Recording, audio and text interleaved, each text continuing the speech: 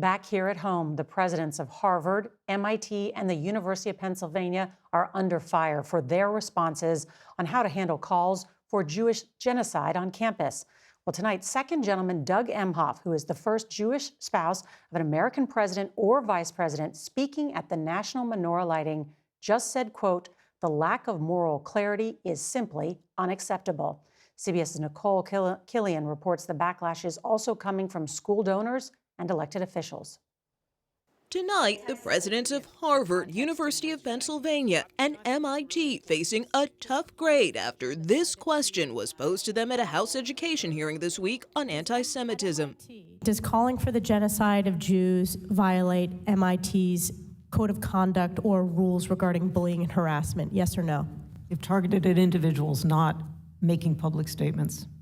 Does calling for the genocide of Jews violate Penn's rules or code of conduct? If the speech turns into conduct, it can be harassment. Yes, it is a context-dependent decision, Congresswoman. It's a context-dependent decision. That's your testimony today. Calling for the genocide of Jews is depending upon the context. Does calling for the genocide of Jews violate Harvard's rules of bullying and harassment? Yes or no?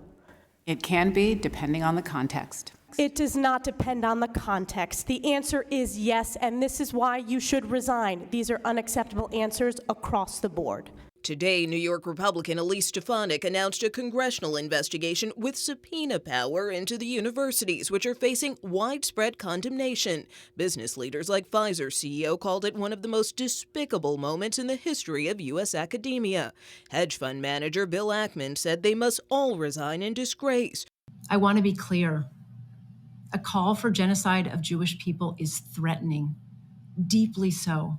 Despite Penn's president trying to clarify, the university's board of trustees met today on short notice, and the state's governor called her testimony failed leadership. I thought her comments were absolutely shameful. Jonathan Greenblatt is CEO of the Anti-Defamation League. There are some who've tried to hide behind arguments that it's a matter of free speech.